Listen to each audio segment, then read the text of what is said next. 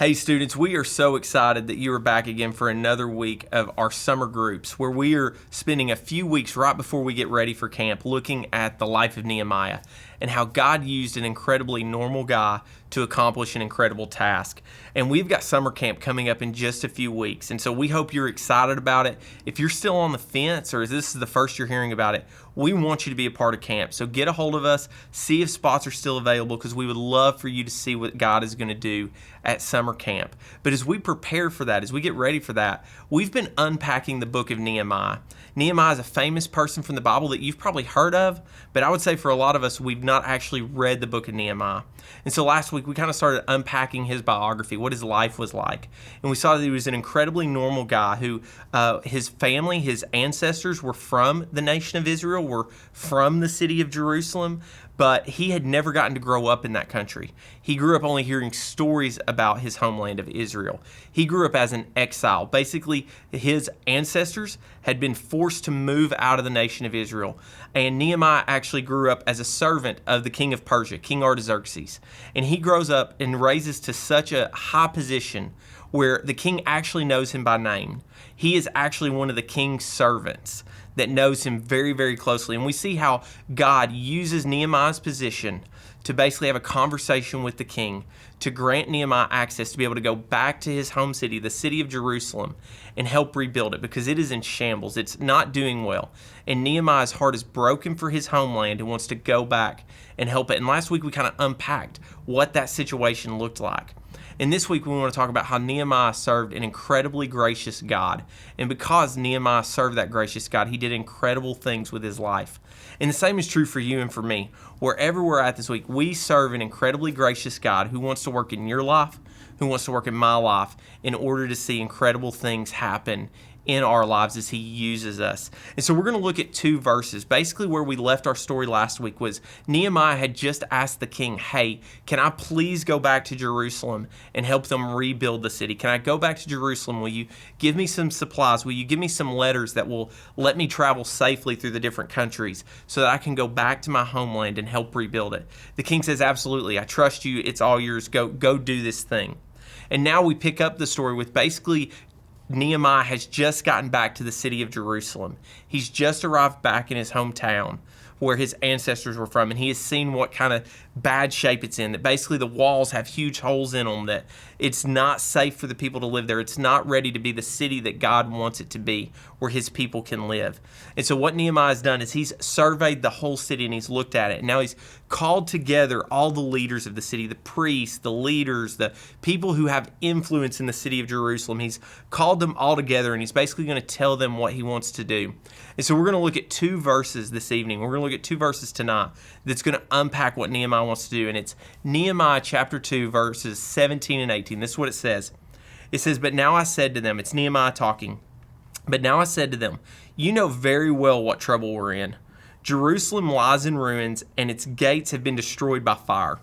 Let's rebuild the wall of Jerusalem and end this disgrace. Then I told them about how the gracious hand of God had been on me and about my conversation with the king. They replied at once, yes, let's rebuild the wall. So they began the good work. And basically there's three things that we can take out of this, that we can see that Nehemiah served an incredibly gracious God. Because here's the deal, you and I serve that same incredibly gracious God. And this is what we can see from just those two verses, is that trouble shouldn't surprise us. That when Nehemiah arrived in the city of Jerusalem, that it was in ruins. The people weren't motivated. There was a lot of obstacles that Nehemiah was facing. And I don't know about you, but for me, there's a lot of times when I feel like God's calling me to do something, I assume it should be pretty easy then. I'm like, man, God, if you're in the middle of this, if you've called me to do this, then why in the world am I having trouble with it? Why am I running into roadblocks? Why are people against me if you've called me to do something? But we see really clearly from Nehemiah's example that just because God has called you to something doesn't mean it's going to be easy. That trouble shouldn't surprise us when we're doing what God's called us to do. That But even though Nehemiah was doing exactly what God wanted him to do, he was facing trouble. It was hard along the way. And so we shouldn't be surprised as God calls us to do things, as we are obedient to what God tells us to do, that sometimes we're going to face trouble even in the middle of that. We see that in verse 17, that things were tough for Nehemiah when he arrived there. Everything wasn't all ready. The people weren't motivated, ready to work and go. His enemies weren't just moving aside, but no, that Nehemiah faced trouble. But it shouldn't surprise us that we face trouble. And this is why we see in verse 18 how clearly God had a plan for Nehemiah. That Nehemiah is able to share with the people of Jerusalem, the people of influence in Jerusalem. He's able to say, hey, let me tell you how God's gracious hand has been on me. And what he means is he's saying, hey, look, God put me in a position way back when I served King Artaxerxes. God put me there so that I could have an influential friendship with him, so that I could have an influential impact with him, so that I could ask him to come back here. And he basically tells them how God has been so gracious to him in that situation. And so even when you and I, when we face trouble, whatever kind of trouble that looks like, we can know that God has a plan for us. It's not like somehow we end up in a difficult situation and God's like, oh my gosh, I didn't see that coming. That was not the event that I really had planned. Man, I hope they can figure their way out because this has caught me off guard. That's not at all what our gracious God is like. God isn't sitting there worried like, oh man, how did they get in this predicament? No, God is sitting there and he's like, no, I've placed you here for a reason. I have a plan to use you to accomplish my goals. And so we see that trouble shouldn't surprise us, but that God also has a plan, even in the middle of trouble that we run into, whether that's trouble with another person, maybe that's an injury we faced in sport, maybe that's a difficult family situation, maybe that's some nervousness that we've got in our own life. But no, that God has a plan even for those things that worry us or that trouble us or those roadblocks that we bump up against, that God has a plan for that. But we also see one of the things that I love is at the end of verse 18, we see that God supplied support for Nehemiah. We see that God supplied Nehemiah with what he needed to start this good work, to rebuild the city of Jerusalem, to build the wall so that the city could be safe again, so that the people who lived inside the city could be safe again, and so that they could worship God again. We see that that God put people in Nehemiah's life, whether those were priests, whether those were influential people in the city.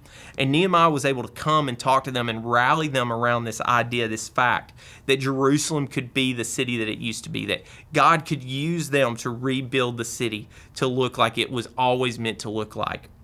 And what should encourage us is, if you're watching this, then you're in one of our home groups right now. You have people around you. You have a host family that's hosting you right now. You have leaders that are investing in you. Hopefully you have peers that are around you who can encourage you. And that's a support system for you. Whatever trouble you're facing, God has a plan for you, absolutely. But he's also, even on this very night, he's put you around people who want to encourage you, who want to help you walk through that and navigate that together with them. See, we see from the story of Nehemiah that just because you're following God, just because God has a plan for your life, it doesn't mean that it's going to be trouble-free. It doesn't mean that you're not going to run into roadblocks. But what it does mean is that every step along the way, God has a plan for you. That nothing catches God off guard.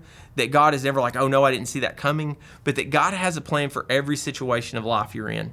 And that God strategically gives us the support we need along the way. He puts people in our lives through the form. Some of you have incredible parents. You have an incredible host family that's hosting you right now.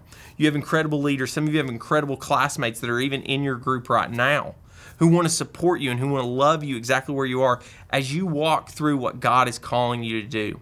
And so as we wrap up tonight, we want to break out a little bit and we want to talk about what does that look like, that God calls us to things, but sometimes there's trouble even in the middle of that. But that he has a plan for us, but he gives us the support we need even in the middle of it. We want to step out and we want to break out a little bit and break down those ideas that we've talked about and see kind of where your life is at tonight. And so we are so excited that you're with us tonight, and we hope these next few minutes of conversation help you get ready for what the Lord has for you. Thanks a ton.